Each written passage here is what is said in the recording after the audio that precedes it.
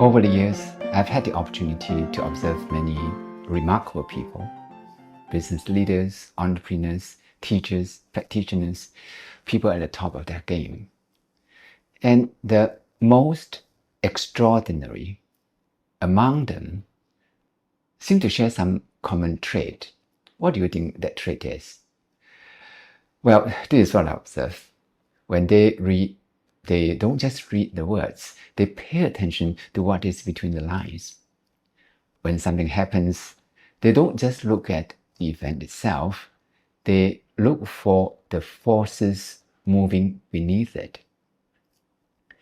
When people speak, they don't only listen to what has been spoken, they also notice what remains unsaid. And when they make decisions, they often see consequences and opportunities long before they become obvious to everyone else. Can you see the pattern? Put simply, they see what other people don't see. But how do they do that? Now, this is something that has intrigued me for years. At first, I thought it was because they were smarter, more experienced, or perhaps they're gifted in some ways, gifted with some unusual intuition. But over time, I began to notice something surprising. They are not that different from you and I. What we see is what they see. They are not looking at different things.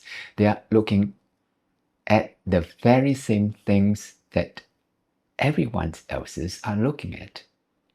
So why are they able to see what other people can't see? Now here's the secret. The difference is that they do not stop at the surface, they look deeper. While we are looking at the same thing, they go one layer deeper than most people do. And because they look deeper, they see an additional layer of reality that most people overlook. Where we see action, they also see intention. Where we see results, they also see causes. Where we see the visible, they also sense the invisible.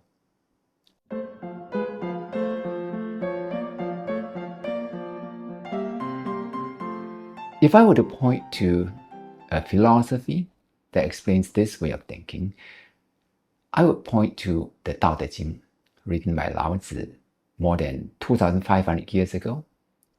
Strangely, its wisdom feels even more relevant in today's rapidly changing world. This insight appears throughout the book. One of its clearest illustrations can be found in chapter 11. The chapter talks about wheels, cups, and houses, simple things, ordinary things. Yet beneath these simple examples lies a profound insight. Do not look only at what you can see. What makes something useful is often the part we cannot see. And perhaps this is what makes the extraordinary people we admire so extraordinary. They do not just see what is there, they also see what isn't. And this way of seeing lies in the heart of Wu Wei. Let's look at the chapter more closely and see what Lao Tzu says about it. In chapter 11, he writes, 30 spokes share one heart. It is the empty space in the center that makes the wheel useful. Clay is shaped into a vessel. It is the empty space inside that makes the vessel useful. Walls and doors form a house. It is the empty space within that makes the house livable. Therefore, we benefit from being, but we make use of non-being. At first glance, this sounds like a poetry, it is actually a profound observation about how we live. Take a wheel. What do you see in a wheel? Most people see the spokes, they see the rim, they see the structure. But imagine if the center of the wheel was solid, the wheel could not turn. Without the empty space, the wheel stops working. Or take something even closer to home, a cup, we use for drinking. What do you see? Most people see the shape, the color, the material, but remove the empty space within the cup and it becomes useless. No matter how elegant it is, no matter how expensive it is, without the emptiness inside, it cannot hold anything. It loses its purpose. The same is true of a house. When people think of a house, they think of the structure, the walls, the windows, the roof. But what makes a house useful are not the visible. It is not what you see. It is the space within, something you cannot see. The walls provide the structure. The space makes the house livable. The visible gives form. The invisible gives usefulness. Both are necessary, but without the invisible, the visible loses its purpose. You cannot live in a house without space. The wheel, the cup, the house were never really about wheels, cups, and houses. They were about life. In the Tao Te Ching, Lao Tzu gives names to these two dimensions of reality. The visible is called bin or you. The invisible is called non-bin or wu. The spokes, the clay, and the walls belong to bin. They are what we can see. The empty half, the space within the cup, and the room inside the house belong to the non-bin. They are what we cannot see. As Lao Tzu says, we benefit from bin, but we make use of non-bin. The wheel needs both the spokes and the empty half. The cup needs both the clay and the empty space. The house needs both the walls and the room within. Bin and non-bin are not opposites. They are not opposites that compete against one another. They are partners. One provides form, the other provides function. One provides structure, the other provides usefulness. Without bin, non-bin has no expression. Without non-bin, bin has no purpose. This is where many people become trapped. We become obsessed with the walls and forget the space within a house. We want more money but forget what money is for. We want more knowledge but forget wisdom. We want to do more but forget why we are doing it. Our schedules become so full that there is no space left for reflection. Our minds become so occupied that there is no space left for insight. We become so busy that there is hardly any room left to live. From the outside, everything may look successful, yet inwardly, something feels incomplete because usefulness does not come only from what we have. It also comes from what we leave empty.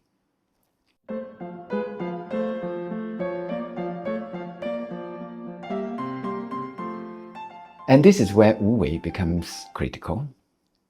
There are two dimensions to the teaching. The first is in the things we do.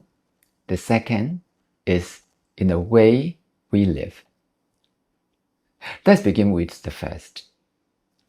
In everything we do, learn to see both being and non-being, the visible and the invisible. When listening to someone, hear beyond what is said. Listen also to what remains unspoken. It may be the hesitation before an answer, and this can tell you a lot of things. Or it can be the concern that never gets voiced, or the question that nobody dares to ask. When meeting a person, see beyond appearance. Look also at character. Appearance opens the door. Character determines what happens after the door opens. When facing problem, do not stop at the problem itself. The problem is visible.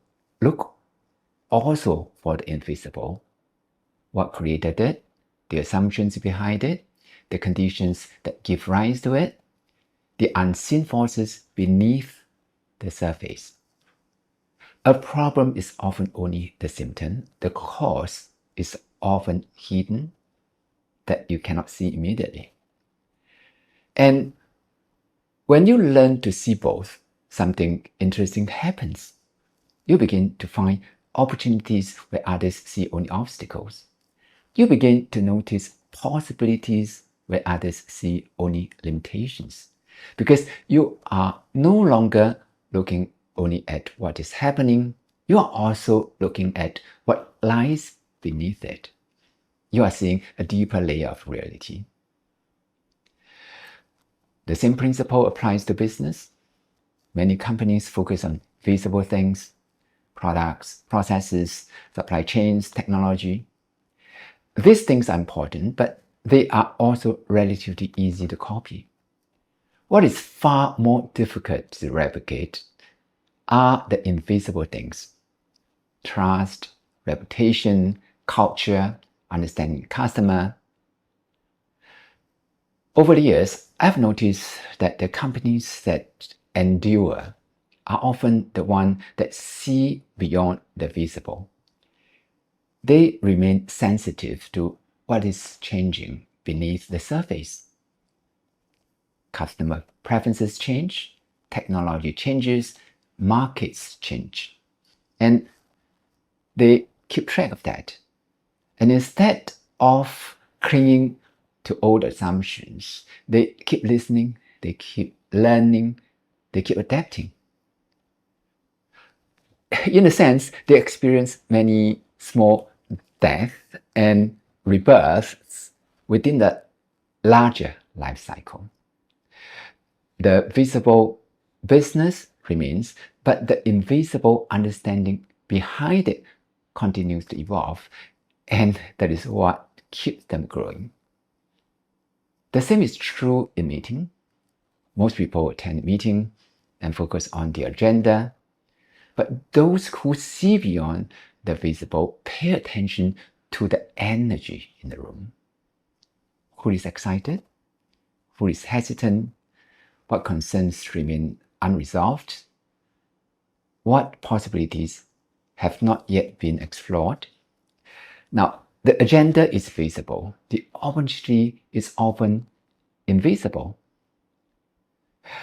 The same principle applies to our personal lives. When conflict arises, do not merely react to the words. Look for the concerns behind the words, which is not immediately visible. It can be the fear behind anger, the expectation behind the disappointment. Many arguments persist because people respond only to what is visible. Few people take the time to understand what lies beneath. The visible result matters, but more often than not, it is the invisible foundation that determines what endures. This is why it is important to see both being and non-being, the visible and the invisible, because when we see only one, we are seeing only half the picture.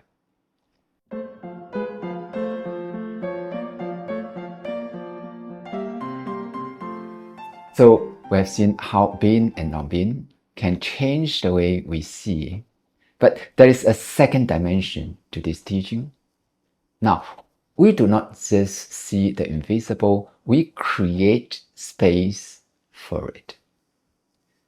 And that can profoundly change the quality of our lives. This brings us to the practical side of Wu Wei.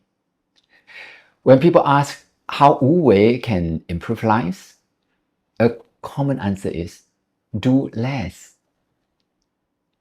There is some truth in this, but the answer is incomplete.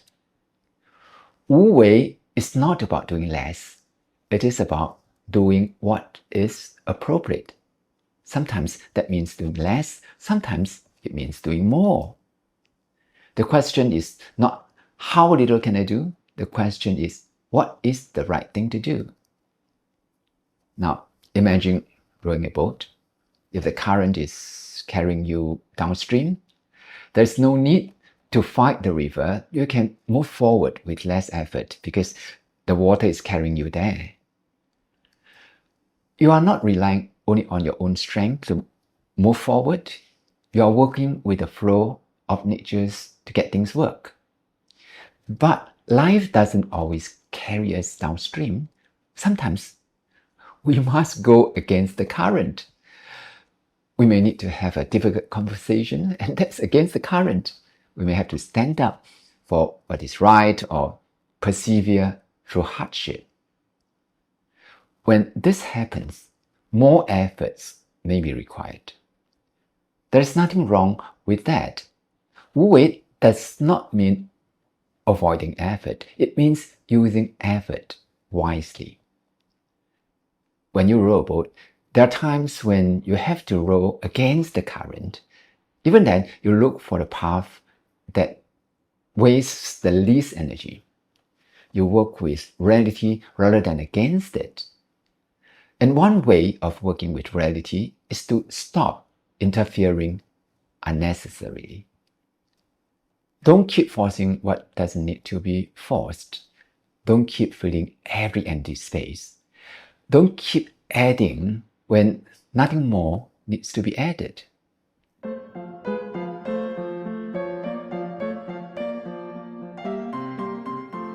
This brings us back to chapter 11 and to one of its most practical lessons. Most people focus on adding more plans, more goals, more commitments, more activity. And yet chapter 11 reminds us that usefulness often comes from what is left empty. The space within the house, the silence within a conversation, the pause before a decision, the gap between thoughts, the time left unscheduled.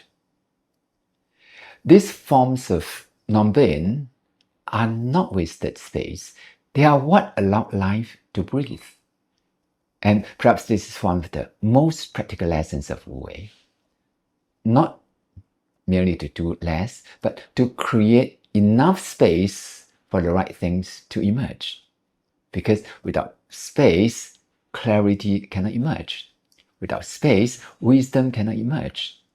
Without space, flow cannot emerge. And perhaps that's why the most important things in life often arise from the spaces we leave behind. The most effective people understand this intuitively.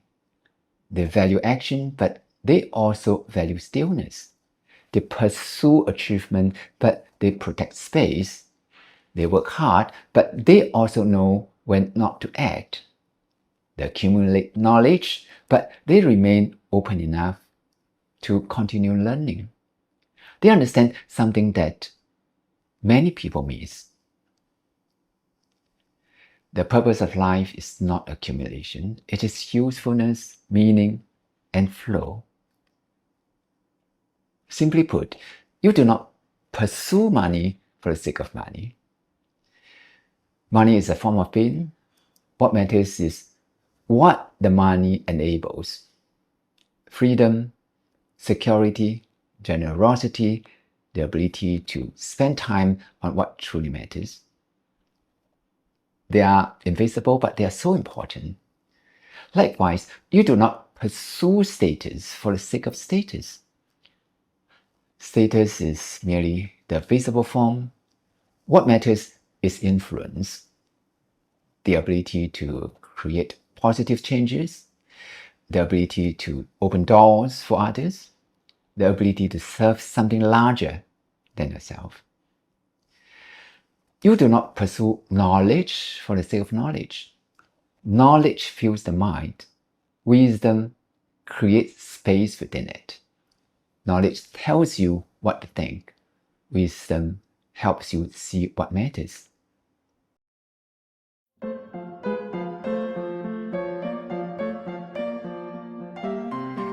The next time you enter your home, pause for a moment. Notice the walls, notice the furniture, notice the objects, then notice the space. The space is what allows you to move, to breathe, to live, to gather, to rest. And notice the feeling of that space. Is it calm? Is it inviting? Is it cluttered? Is it heavy? Does it give you energy, or does it quietly drain it? Most of us notice the things within a room. Few pay attention to the space itself. Yet the quality of the space often determines the quality of the experience. The same question can be asked of your calendar. Is every hour occupied, or is there room to think? The same question can be asked of your mind. Is it filled with information, or is there space for understanding? The same question can be asked of your work, of your relationships, your ambitions, your life. Where is the space? Where is the room to breathe? Where is the room to listen? Where is the room to grow? Because sometimes the greatest improvement does not come from adding something. It comes from removing something. Not gaining more, but creating room. Not accumulating more, but allowing what already matters to come alive.